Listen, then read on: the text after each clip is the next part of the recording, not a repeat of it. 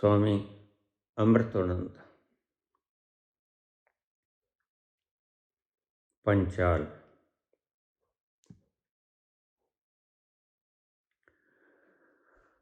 पुणे से पूछते हैं,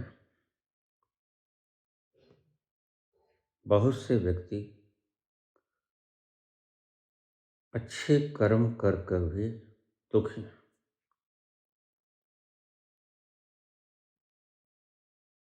और बहुत से व्यक्ति बुरे कर्म करके भी जिंदगी का लुत्फ उठा रहे हैं।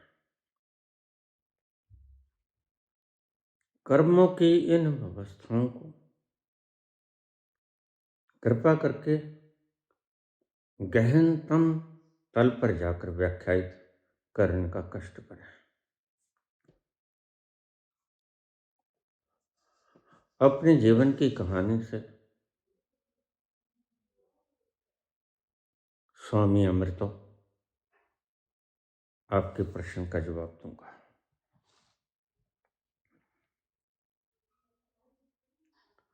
मैं 14-15 वर्ष का हुआ करता था।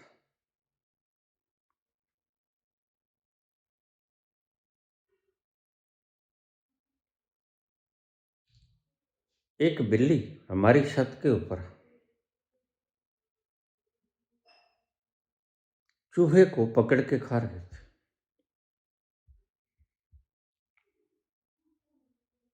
मुझे माता ने आवाज दी कि बिल्ली ने चूहे को पकड़ लिया, खा रही है, अभी पूंछ उसके मुंह में है। मैं जल्दी से भागा, ऊपर चला गया। जाकर मैंने बिल्ली को पकड़ना चाहा। फर्स्ट फ्लोर के ऊपर था। बिल्ली ऊपर से कूद गई।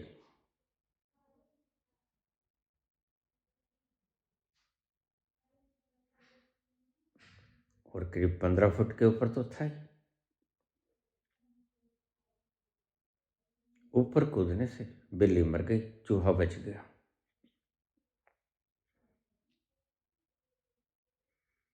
काफी देर से सकती रही बिल्ली।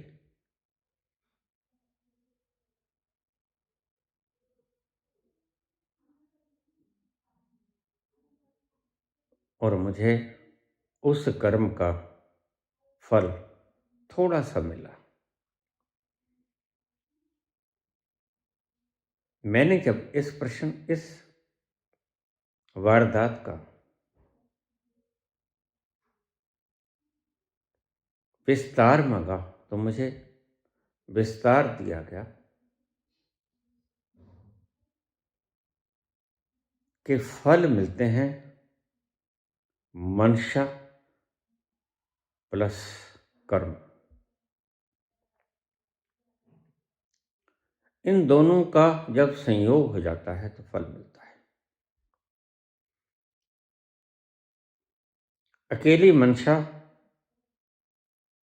और अकेला कर्म यह फल तो देते हैं पर बहुत कम देते हैं।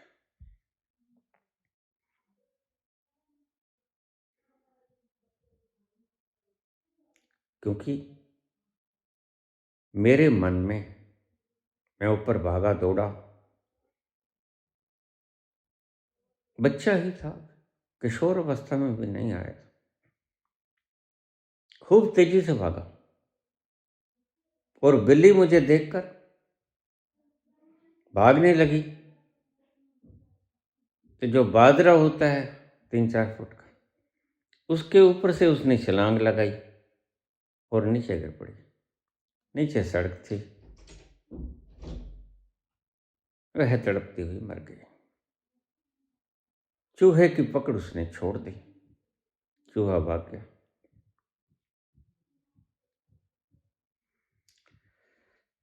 मुझे इसका फल तो मिला, लेकिन बहुत कम फल मिला।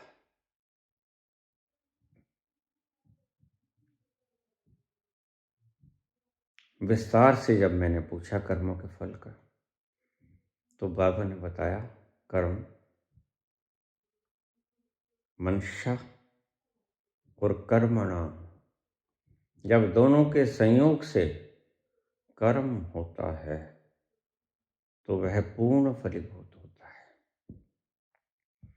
अगर सिर्फ मनसा हो और तुम कर्म ना करो तो उसका फल 5% बामुश्किल। और अगर सिर्फ कर्म और मनसा ना हो आपकी तो भी 5%। मनसा और कर्मणा जब दोनों बढ़ जाएंगे तो 100%।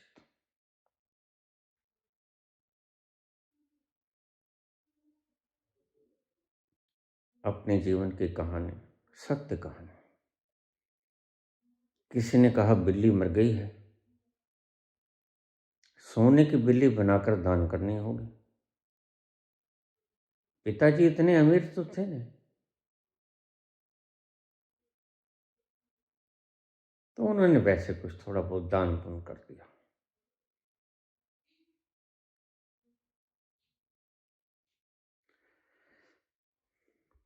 पहली बात तो समझ लेना, अगर कभी किसी से छोटे मोटे पाप हो जाएं,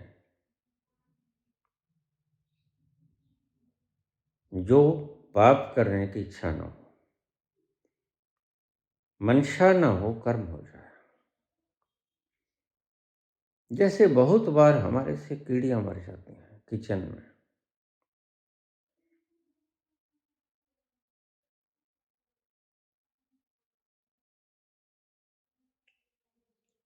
क्योंकि वहां पर आटा होता है बिखरा पड़ा, और भी चीजें खाने वाली होती हैं, और कीड़ियां आ जाती हैं। कीड़ियां खाने के लिए आती हैं और हम वहां से पोछा फोड़ देते हैं, कीड़ी मर जाती है। मंशा तो ना थी, बल्कि मन दुखी होता है। और मेरे पास प्रश्न भी बहुत आते हैं, बाबा ऐसे अब इस हत्या का निराकरण कैसे करें? नहीं, यह हत्या नहीं है। इसका फल सिर्फ आपको 5% लगेगा, और उसकी एवज में हमारे ऋषि बड़े समझदार थे। जीवंत प्राणी को थोड़ा भोजन दे दो, उसको जीवन जीने में सहायता कर दो। पहली रोटी गऊ की, आखिरी रोटी कुत्ते की। आपने जो किचन में पाप किया, अब उसका फल बराबर हो जाएगा, पैरेलल, क्योंकि जानबूझ करने की।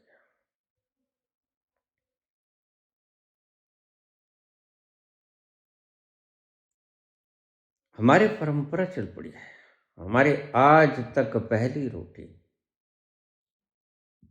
माता पकाती, पहली रोटी गाय को, आखिरी आखिरी के तो कोई बात नहीं, पहली का मुश्किल हो जाता है। बच्चों को भूख लगी होती है और माँ कहती है पहली रोटी गाय,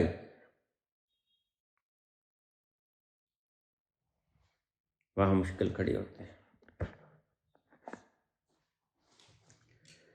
लेकिन ऋषियों ने सोच समझ के बनाया था, अगर आपके मन में कोई पाप करने की तमन्ना आ गई, आपने वो पूरी नहीं की या किसी कार्यवश पूरी नहीं हो सकी, तो आपको उस कर्म का फल नहीं मिलेगा।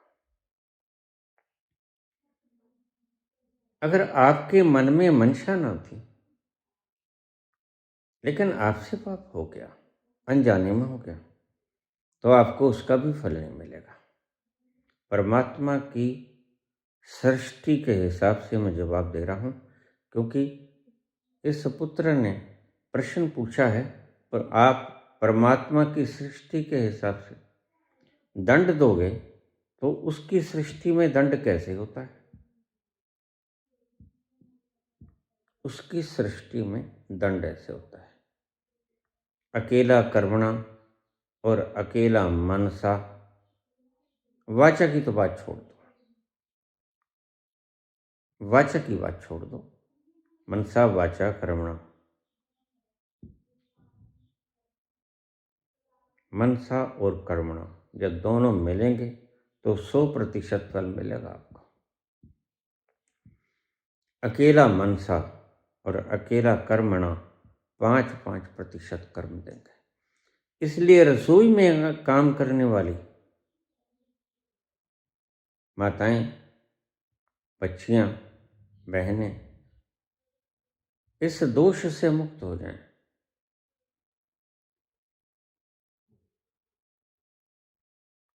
कि उन्होंने कोई पाप किया नहीं। जब कोई पाप नहीं, वर्ण तुम्हारी इच्छा तो ये है कि कीड़ी ना मरे, लेकिन फिर भी मर जाती तो दोष तो लगता है, लेकिन 5%, और वह कोई इतना दोष नहीं होता।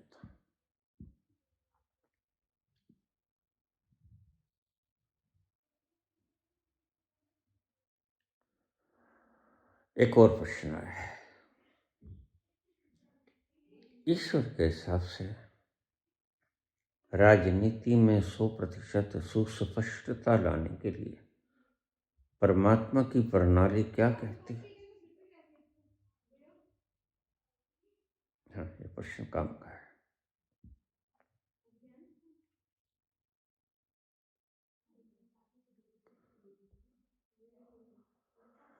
मैंने आपसे एक जिक्र किया और जिसके न होने के कारण न्यायालयों का बोझ बढ़ता जा रहा है। झूठे गवाह पेश हो रहे हैं, सच्चे गवाह मुकर रहे हैं। उदाहरण दूंगा, मैं साफ साफ उदाहरण दूंगा।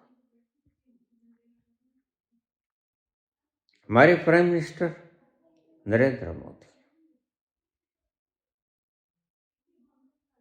ये सुब्रमण्यम स्वामी कहते हैं लड़कियों से छेड़छाड़ करते थे। क्या इसका चरित्र उजागर नहीं होना चाहिए? हम इतने वैज्ञानिक जमाने में जी रहे हैं और फिर भी इतने बुद्धू क्यों हैं? क्योंकि वैज्ञानिकता को अपनाया नहीं गया, वैज्ञानिकता को सिर्फ खोजा गया। तो जब यह पीछे से कत्लो गारत हत्या के कर्म लेके आया था, लोग कह देते हैं वो तो झूठे थे, न्यायालयों ने फैसला दे दिया। देखिए, न्यायालय तीसरा नेत्र नहीं रखते हैं, पहली बात तो मैं बताता हूं। अगर कोई न्यायालय का जज तीसरा नेत्र रखता हो तो कृपया मेरे से संपर्क करें। न्यायालय का कोई भी जज वासना से तो बेशक भरा हो। मैंने ऐसे लोग देखे, बहुत पुरानी बात है। मेरे एक मित्र का बेटा जज लगना था, मैं राम जी का रोल किया करता था। मुझे वो कहता राम जी कहा करते थे। प्रभु मेरी भी अर्जी लगा दो, 55 लाख तो लगा दिए मैंने, अब और क्या लगाऊं? बेटे को मैंने जज लगाना है, तो मैंने कहा थोड़े से और लगा दे। जब खरीदने ही लगा है तो सब्जी की बोली होती है ना, वो कहता है 2 रुपये, कहता है 2.25 रुपये, 2.5 रुपये, 3 रुपये। जिसकी ज़्यादा बोली होती है वो जीत जाता है। ऐसे बोलियां लगती हैं आज। तो आखिर में बात बन गई। बात क्या बन गई? आखिर में उसका बेटा भी जज लगा और उसकी धर्मपत्नी भी जज लगी, बेटे की धर्मपत्नी, पुत्रवधू, और दोनों आज भी जज हैं। नाम नहीं बताऊंगा, ये मेरा काम है। नाम बताऊंगा मैं उन अपराधियों का जिनको मैं 100% जानता हूं कि ये अपराधी हैं। अन्यथा नाम लेने की जरूरत किसमें होती है? ये अपराधी हैं भाई। तो इसका हल क्या है? जरा देखिएगा, जो व्यक्ति पीछे से कत्लो गारत के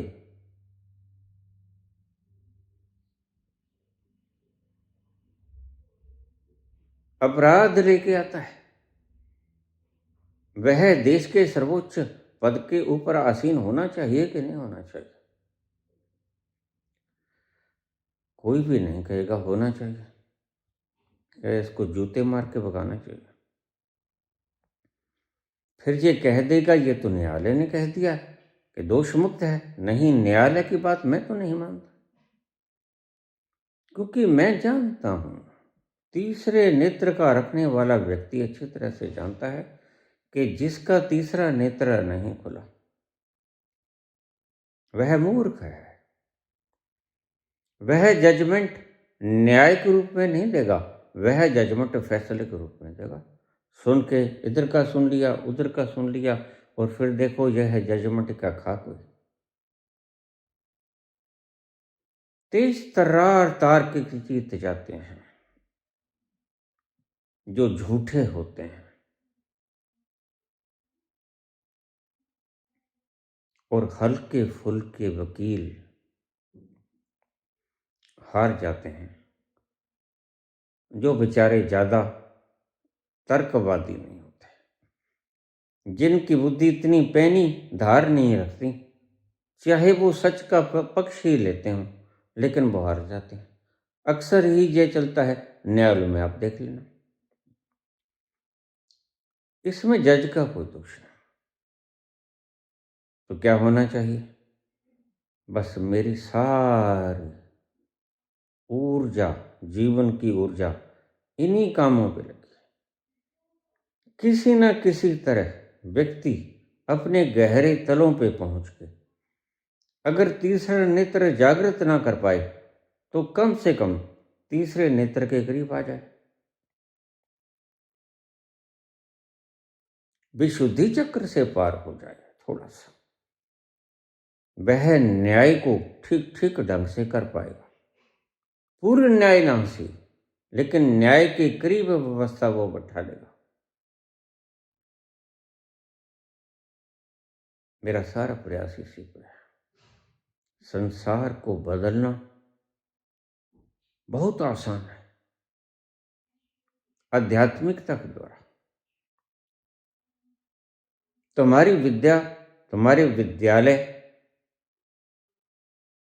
बेकार है, क्योंकि वो तुम्हें सूचनाएं देते हैं, वो तुम्हें दक्षता नहीं देते, सूचनाएं देते हैं। मैं तुम्हें दक्षता देना चाहता हूं। सुप्रीम कोर्ट तक के जज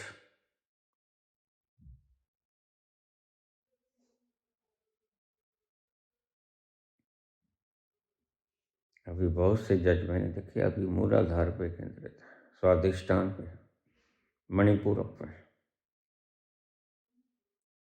कुछ थोड़े से अनाहत पे। क्या किया जाए? ये न्याय कर पाएंगे? नहीं।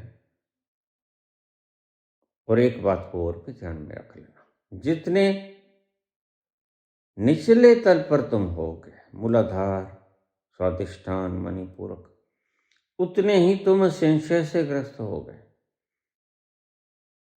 और जितना संशय से ग्रस्त व्यक्ति होता है उतना ही निर्णय लेने में नपुंसक होता है। इसलिए भोगी व्यक्ति ठीक से निर्णय कर नहीं पाता, क्योंकि भोगी व्यक्ति का भोग भोगते वक्त अगर वह एनलाइटेंड न हो, उसका तल गिर कर मूलाधार पे आ जाता है। बहुत से लोग मेरे से दीक्षा ले जाते हैं, काम फिर वही शुरू रहता है, चोरी छपौरी। और मैं जब देखता हूं फिर दूसरी बार आते हैं, ये क्या कबाड़ा कर दिया इसने। फिर उसके चक्करों को जगाता हूं, उठाता हूं।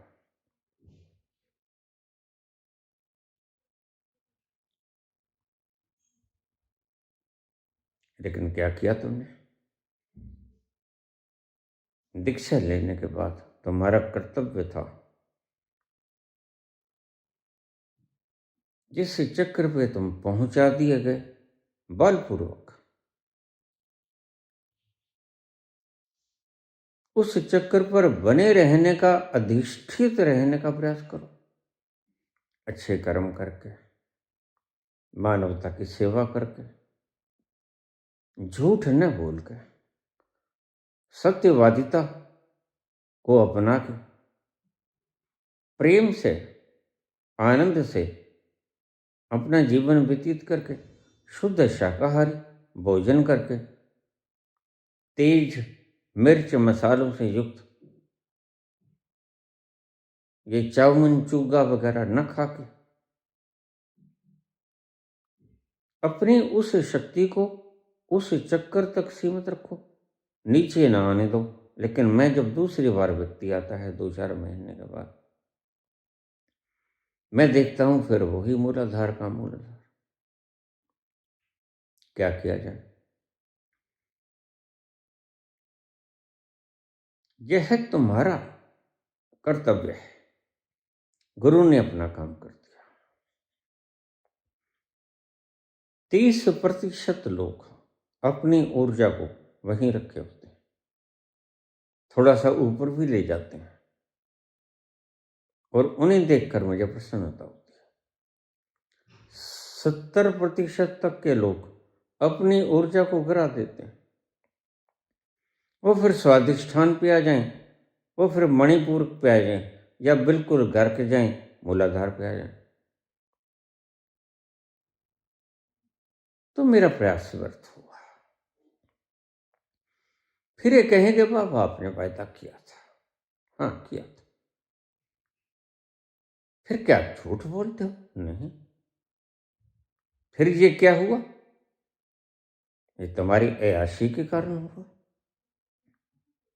तुमने 6 बार सूट बूट बदले होंगे, तुमने हवाई यात्राएं की होंगी, बाहरी मुल्कों पे जाके तुम्हारी कामगारों ने चटाइयां बिछाई होंगी। ऐसा व्यक्ति मूलाधार पर ही स्थित रहेगा। और कहाँ रहेगा? और मूलाधार पर स्थित होने का मतलब अनिर्णय की स्थिति, संशयात्मा। अगर संशयात्मा वनस्पति का चक्रों के हिसाब से मैं व्याख्यान करने लग जाऊं, तो वह व्यक्ति जो कि मूलाधार पर स्थित है वह संशयग्रस्त है।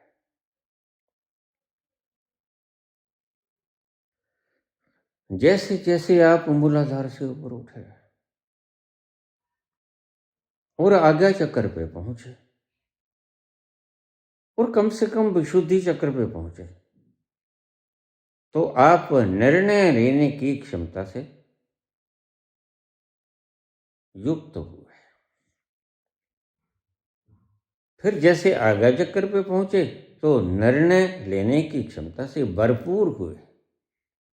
ध्यान रखना, मैंने 2 शब्द बोले। निर्णय लेने की क्षमता से युक्त हुए जब तुम विशुद्धि पे पहुंचे। जब तुम आज्ञा पे पहुंचे तो निर्णय लेने की क्षमता से भरपूर हुए। वहां तुम पूर्ण निर्णय कर पाओगे। तीसरे नेत्र पे आके मैं अदालतों में गया। मुझे ज्यादातर जज बिल्कुल ईमानदारी से बोलता हूं, अनाहत से ऊपर नहीं मिले। कोई व्यक्ति मुझे विशुद्धि चक्र के ऊपर मिला ही नहीं। और ज्यादातर, उनमें से ज्यादातर मूलाधार के ऊपर ही थे। खाओ पियो करो आनंद।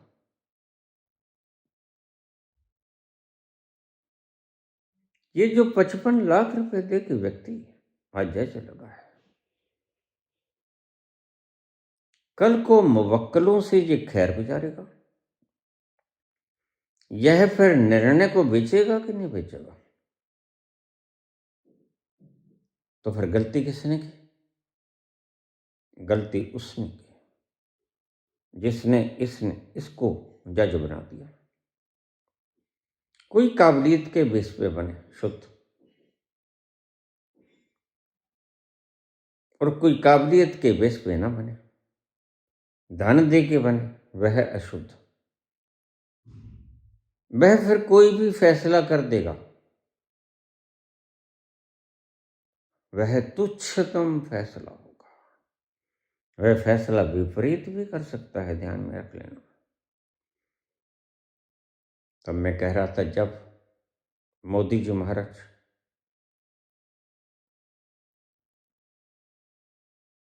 इतने अपराधों से युक्त होकर आए थे, अपराध तो लगे थे ना, जिन न्यायालयों ने इन्हें मुक्त किया, जिन न्यायालयों ने, उन्हीं न्यायालयों ने इन्हें डिग्री दे दी, उन्हीं संस्थाओं ने इन्हें डिग्री दे दी। ये सब अंधे लोग। कोई डिग्री दे देता है, कोई हाई कोर्ट का जज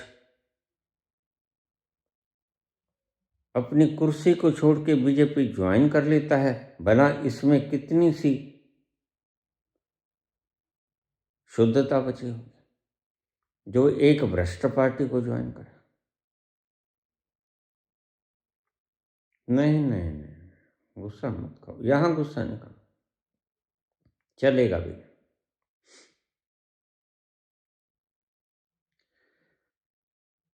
हमारी आंखें खुली हैं, 70,000 करोड़ रुपए, और कितने ही अपराधी हम रोज देखते हैं।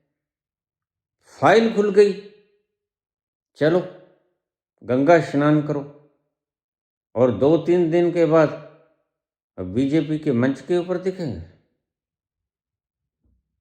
ये क्या है? तो फिर क्या व्यवस्था होनी चाहिए बाबा? व्यवस्था होनी चाहिए, जब किसी व्यक्ति को हम इतनी सारी शक्ति दे देते हैं, क्या तुम किसी याचक को, किसी मंगते को जो भिक्षा पत्र लेके आया है, उसे अपनी तिजोरियों में रखा हुआ धन माल डाल देते हो उसके भिक्षा पत्र में? तुम कहोगे नहीं। क्या देते हो उसे? पैसा, 2 पैसा, 2, 4, 10 रुपए, या खाने को रोटी, दाल और चाय दूध, बस यही दे के भगा दे तो जाओ भाई यहां से।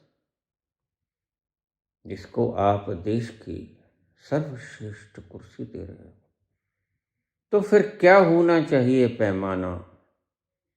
जनता ने चुन लिया है, बिल्कुल चुन लिया है, लेकिन सत्तासीन होने से पहले उसका नार्को टेस्ट होना चाहिए। इसलिए मैंने आपसे कहा, रेप लोग छोड़ते नहीं बच्चियों से, और मैं हिजड़ों का मुल्क बना दूंगा, क्योंकि लोग रेप छोड़ेंगे नहीं। आज अंकिता भंडार, कल कोई और, परसों कोई और कल कोई और था, जिसके लिए सारी दुनिया मोमबत्तियां, कैंडल मार्च निकाल रही थी।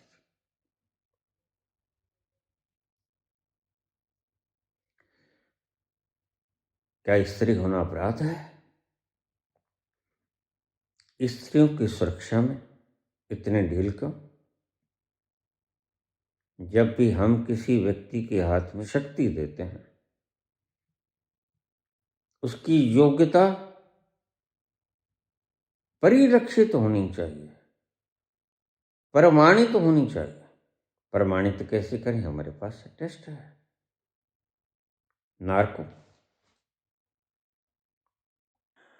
नार्को टेस्ट में व्यक्ति को अर्ध बेहोशी की अवस्था में लाया जाता है। वह पूरे होश में नहीं होता और पूरी बेहोशी में भी नहीं होता, अर्ध बेहोशी, अर्ध चेतना अवस्था। वहां पर उसको साल्ट दिया जाता है, इंजेक्शन दिया जाता है, सोडियम पेंटाथल, सोडियम पेंटाथॉल, इसको ट्रूथ सीरम भी कहते हैं, के नाम से भी जाना जाता है। यह एक बारबेचुरेट सेडेटिव है, सेडिक्शन लेके आता है और व्यक्ति इसके प्रभाव से जो बोलता है वह सत्य बोलता है। व्यक्ति की चेतना, सोच कम हो जाती है, जिससे वह बिना ज्यादा सोच विचार के स्पष्ट उत्तर दे देता है, और स्पष्ट उत्तर का मतलब है सत्य। नार्को टेस्ट कभी फेल नहीं होता। नार्को टेस्ट सत्य को सामने ले आएगा। जरा देखो, अगर प्रधानमंत्री कुर्सी पर बैठने से पहले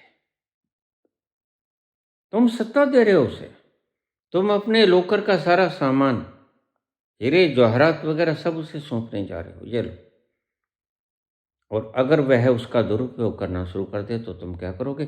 और खास तौर से वह व्यक्ति जो घर के गहने लेके भागा था, इतिहास को तो देख लेना चाहिए।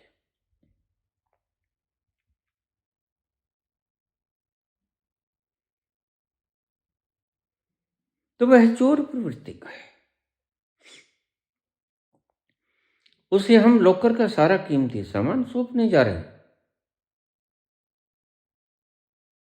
ही शुड बी जज। वह स्वभाव से कैसा है? ईमानदार तो होना ही चाहिए ना। आज जो परिणाम आते हैं, क्या होता अगर तुम नार्को करा लेते?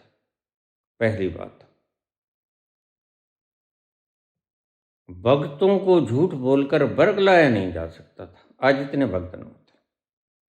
अगर आज भी तुम करा लो, मैं तुमसे कहता हूं, जनता सिर्फ यह ना कहे वोट चोर गद्दी छोड़ ना, जनता कहे इसका नार्को करो। और जब सारी जनता ये कहेगी कि इसका नार्को करो, और नार्को में अगर यह व्यक्ति साफ पाएगा तो दंड में सहने को तैयार हूं। अगर नार्को में यह व्यक्ति बिल्कुल साफ पाया गया, लेकिन ध्यान रखना, नार्को वाले भी खरीदे जा सकते हैं। व्यक्ति हम लेके आएंगे नार्को के लिए। हाँ, जो प्रजातंत्र को खरीद सकता है, जो राजीव कुमार ज्ञानेश कुमार को खरीद सकता है, जो सभी संस्थाओं को खरीद सकता है वैध दिखा के या धन दिखा के, वह व्यक्ति नार्को को भी खरीद सकता है। नार्को का व्यक्ति, पहले तो मैं ही एक्सपर्ट हूं नार्को का, तो मैं ध्यान करा दूं, मैं किसी भी सत्य को उगलवाने में दक्ष। अगर पहले दिन गद्दी पर बैठने से पहले क्या परीक्षा नहीं होनी चाहिए इसकी? हम सारा देश सौंप रहे हैं, और कैसे देश को ये बेच रहा है, और उल्टा नेहरू जी को उलाहना दे रहा है। उसने कुछ नहीं किया। ये कितनी देर तक बात चलेगी? आखिर तो नवरत्न खत्म भी होंगे, फिर क्या बेचेगा? जेवरात बेचने से शुरू किया था, घर से शुरू किया था, और फिर कुछ ही लोग क्यों दिखते हैं बेचने के लिए? जनता भूख से मरी जा रही है। क्या जनता 5 किलो अनाज के ऊपर ही गुजारा करती रहेगी? क्या जनताओं को ये शब्द बोलकर नमक हराम मत कर देना, यह शब्द सुना के लोगों की भावनाओं को बहकाना,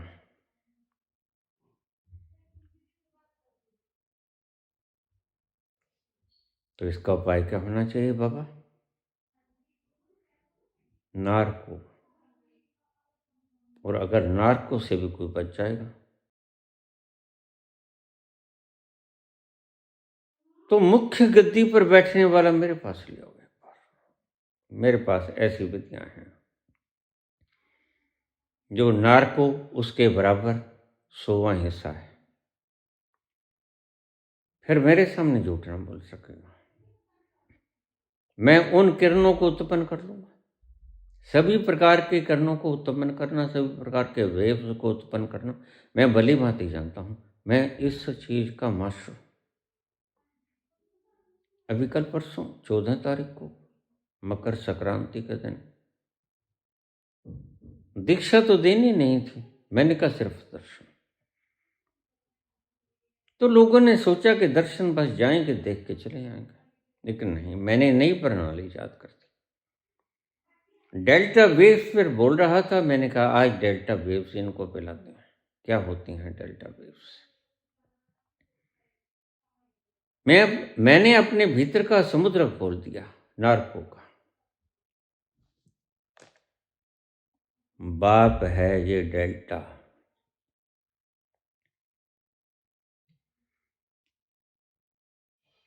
इस समुद्र के आगे तुम झूठ ना बोल पाओ। डेल्टा वेव्स को मैं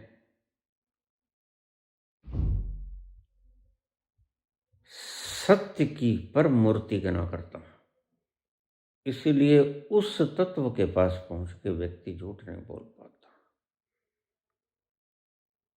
तो पातंजलि ने कहा सत्य से शुरू करो, महावीर ने कहा सत्य से शुरू करो, बुद्ध ने कहा सत्य से शुरू करो। कहां पहुंचोगे? सत्य से शुरू करोगे और सत्य तुम्हें सोच समझ के सत्य बोलना पड़ेगा। यहां से तुम शुरू करोगे, वो तो तुम शुरू करोगे, लेकिन पहुंचोगे वहां जहां चाह कर भी झूठ नहीं बोला जा सकता। जहां जो बोलोगे सत्य बोलोगे। यहां कसम तो उठवा लेते हैं, मैं गीता की कसम खाता हूं, जो बोलूंगा सत्य बोलूंगा और सत्य के सिवा कुछ नहीं बोलूंगा। लेकिन गीता तो महज, कोई मुसलमान भी हो सकता है, फिर क्या करोगे? कोई भीतर से नास्तिक भी हो सकता है, फिर क्या करोगे? जरा बताओ मुझे। सिख भी हो सकता है, फिर क्या गीता के ऊपर हाथ रखोगे?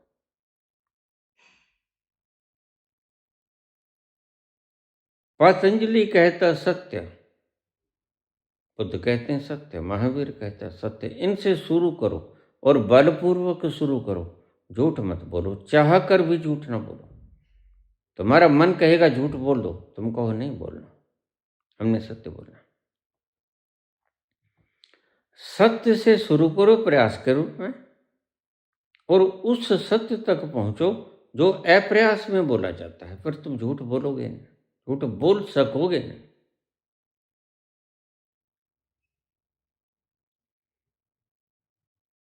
अगर नार्को टेस्ट हो जाता,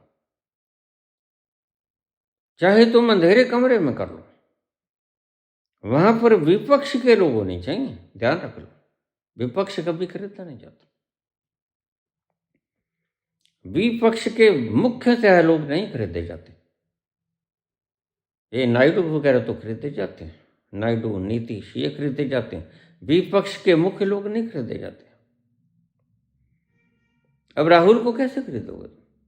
नहीं खरीदा जाएगा, क्योंकि मुख्य पार्ट, मुख्य मैं किसे कहता हूं? जो तुम्हारे बराबर उस गद्दी का इच्छा रखता है, वह मुख्य विपक्षी दल है। उसकी प्रेजेंस में करो। जितनी पार्टी हैं 10, 12, 15 सबको खड़े कर दो, फिर लड़ाई को कराओ। यह एक और आखिरी उपाय है। वह व्यक्ति बता देगा मैं ये कुछ करके आया हूं, फिर आप उसे गद्दी सौंपोगे। जब उसकी बोली हुई खुद की वीडियो लोगों को सुनाओगे, चलो भाई तुमने जिता तो दिया, अब बताओ इसको गद्दी सौंप दें। फिर क्या इतने भक्त पैदा होते जो नकली हैं? क्या इनके साथ बहस करने की जरूरत पड़ती? नहीं पड़ती। क्या ये इतना घटियापन और ओछे शब्दों का प्रयोग कर रहे हैं ये करते, ये अपनी आत्मा को गंदगी से भरते, गलत बोल के नहीं भरते। बहुत से नुकसान बच जाते एक नार्को से। और नार्को को तुमने करीब करीब बैन कर रखा है। नार्को कराएंगे लेकिन पूछ के कराएंगे। क्या मतलब भाई? पूछ के कराएंगे का मतलब, जिसने सर्वश्रेष्ठ सत्ता को हथियाना उससे पूछेंगे हम। वह तो झूठ बोल देगा, तो कहेगा नहीं मैं सच्चा हूं। बस ये सवाल ही मत उठाओ, ये सवाल बेमानी है।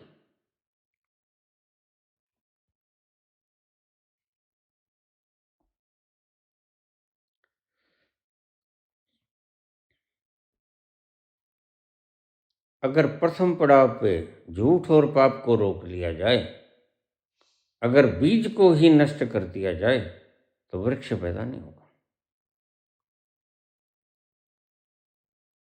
पाप के बीज को नष्ट कर दिया जाए तो पाप का वट वृक्ष कभी बनेगा नहीं। बस मैं ऐसी ही पद्धति लाने की इच्छा रखता हूं। किसी गद्दी की इच्छा नहीं। और मैंने बहुत बार पहले भी बोल दिया, बार बार दोहराता, मैं अच्छा भी नहीं लगता, जीने तक की भी इच्छा नहीं। लेकिन इतना है कि मां भारती का सिर गौरवान्वित हो।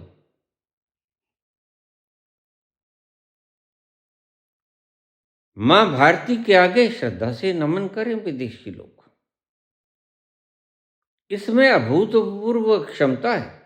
यहां उन ऋषियों ने जन्म लिया है जो पूजनीय है। पूजनीय थे नहीं, पूजनीय हैं आज भी। यहाँ कृष्ण जैसे लोगों की धरती, राम जैसे मर्यादा पुरुषोत्तमों की धरती।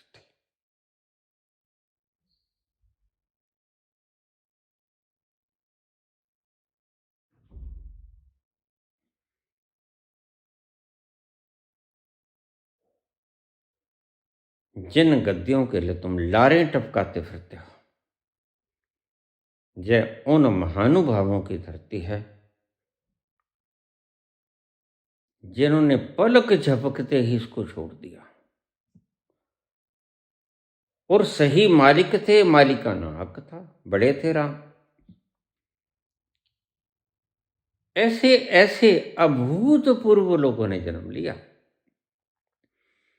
इसलिए हमने इनको मर्यादा पुरुषोत्तम का नाम दिया। पुरुषोत्तम ऐसे छोड़ देते हैं जैसे हम मिट्टी के ठेले छोड़ देते हैं। तुम इन्हें हीरे जवाहरात समझते होगे, लेकिन राम के लिए यह मिट्टी के ढेले हैं, कंकड़ पत्थर हैं। पल भर में छोड़ देते हैं। उनकी धर्मपत्नी भी पल भर में छोड़ देती है, उनका भाई भी पल भर में छोड़ देता है। यह एक अकेला राम मर्यादा पुरुषोत्तम नहीं है, सभी मर्यादा पुरुषोत्तम है। लक्ष्मण कोई कम नहीं, सीता कोई कम नहीं।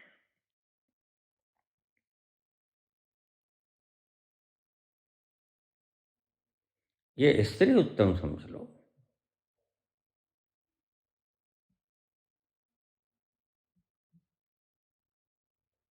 तो आपने पूछा,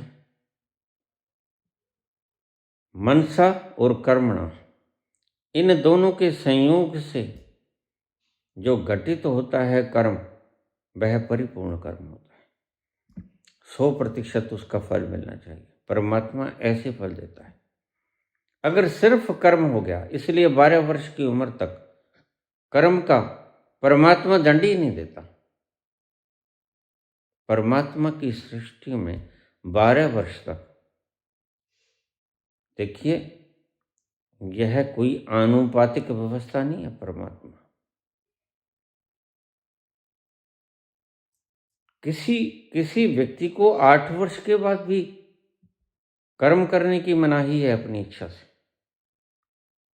यह लेवलिंग है परमात्मा की उस मापदंड के ऊपर कसी जाती है, लेकिन आमतौर से ये 12 वर्ष तक निर्धारित किया गया है।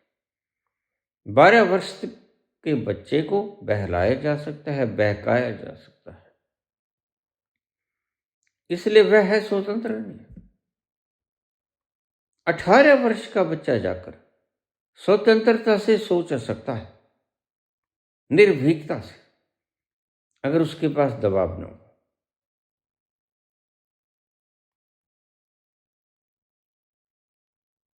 मनशा यानी भावना, कर्म यानी एक्शन, इमोशन एंड एक्शन जब दोनों मिल जाता है तो वह कर्म कहलाता है। अगर अकेला इमोशन हुआ तो नहीं फलदायी होगा, अगर अकेला कर्म हुआ, एक्शन हुआ तो नहीं फलदायी होगा।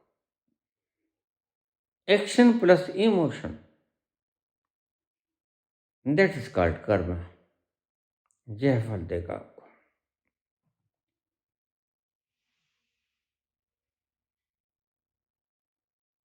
कर्म की व्यवस्था परमात्मा की इस हिसाब से, परमात्मा जिस अंग से जानबूझकर आपने गलत कर्म लिया,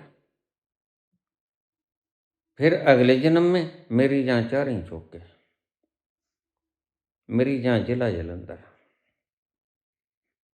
हंसा मत करो।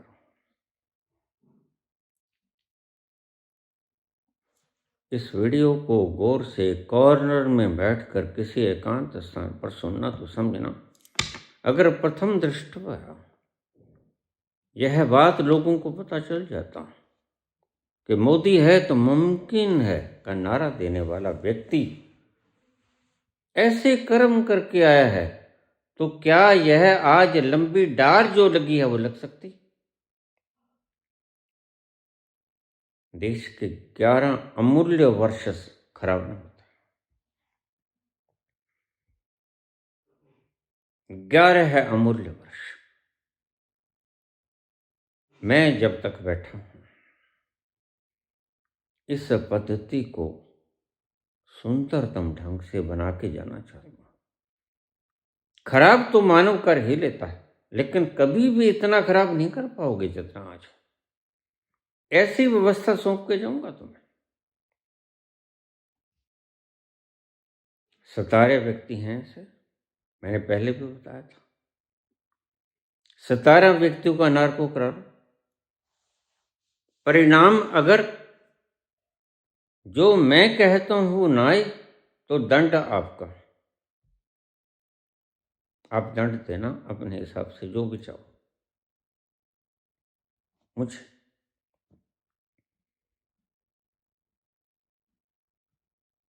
17 व्यक्तियों के नाम आपको लिख दूंगा।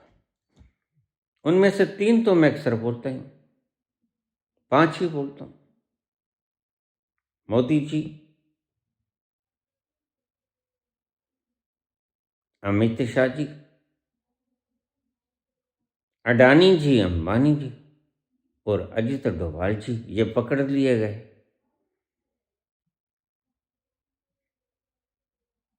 ये कहते हैं नौजवानों में आग होनी चाहिए बदले की। देश को आजाद हुए कितने साल हो गए अजित डोभाल जी? तुम आजादी से पहले पैदा तो हुए हो गए, लेकिन बच्चे ही हो गए, अभी माँ की गोदी में दूध पीते हो गए।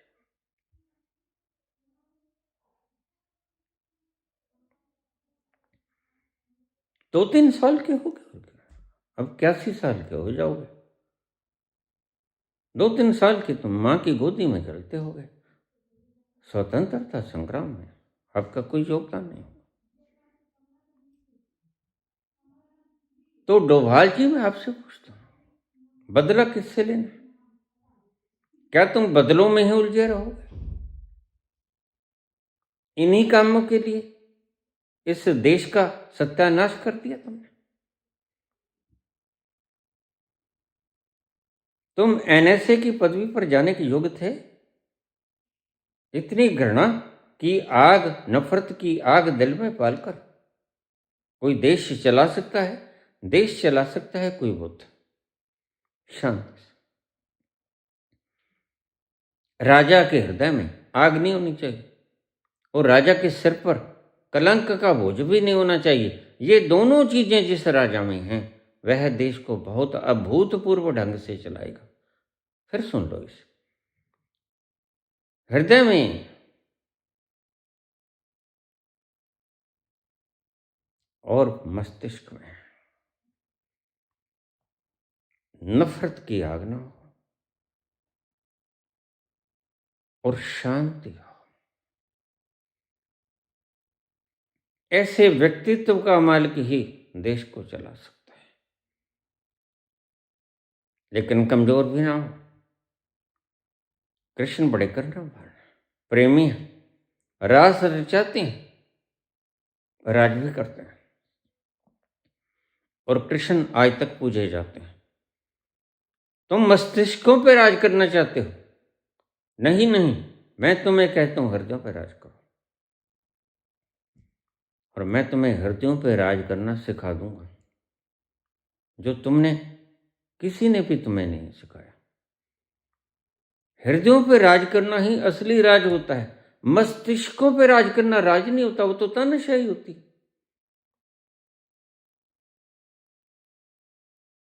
मस्तिष्कों को तो हमें स्वतंत्र छोड़ना होगा इन्वेंशंस के लिए। हृदयों पे राज करना होगा, करुणा बरसा के, प्रेम बरसा के, आनंद अहोभाव बरसा के।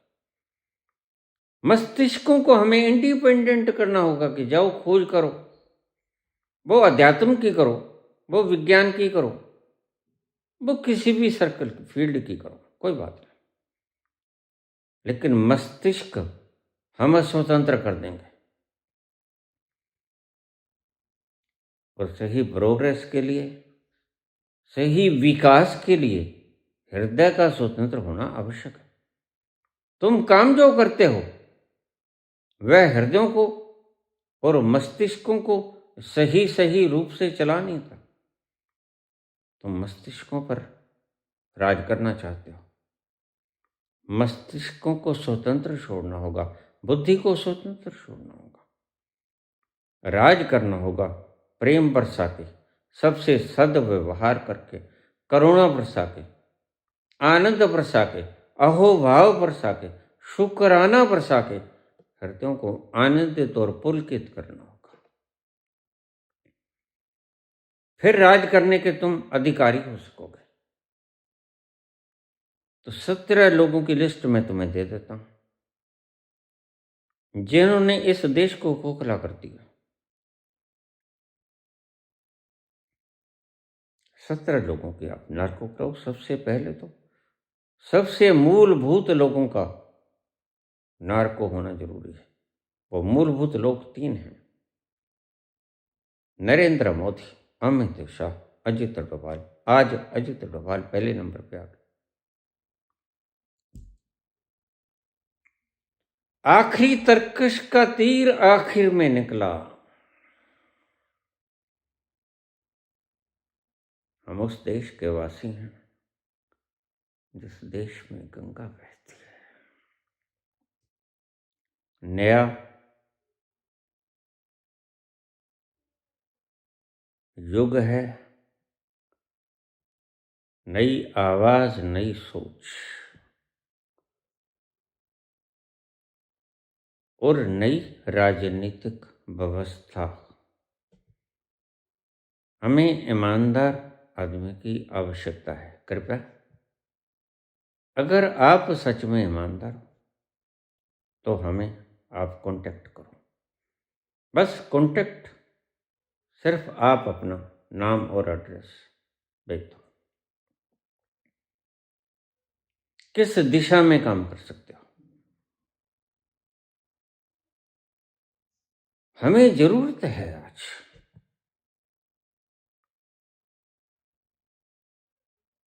बुद्धिमान व्यक्तियों की, सत्यवादी व्यक्तियों की, कर्मठ व्यक्तियों की, देश प्रेमी व्यक्तियों की, जिनमें देश प्रेम का जज्बा जो मैंने उन दिनों में देखा जब देश का स्वतंत्रता आंदोलन चल रहा था, वही जज्बा मैं फिर ढूंढता हूं। दिल ढूंढता है फिर वही फुर्सत के रात दिन, बैठे रहे तस्वुरे जाना किए हुए, दिल ढूंढता है फिर वही। हमें बुद्धिमानों की, बलशालियों की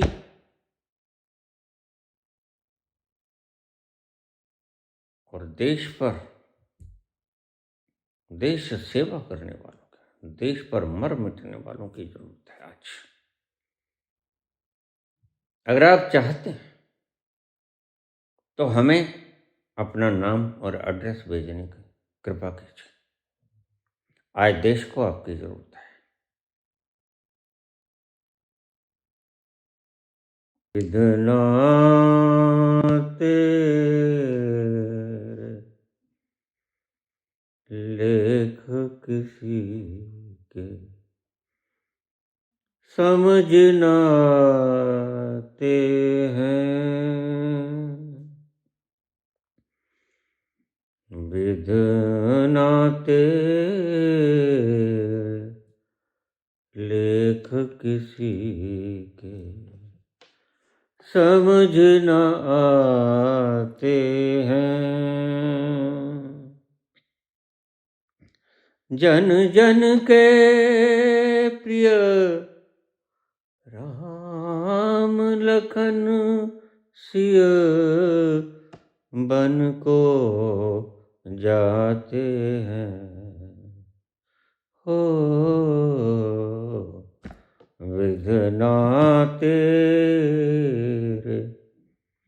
लेख किसी के समझ न आते हैं, जन जन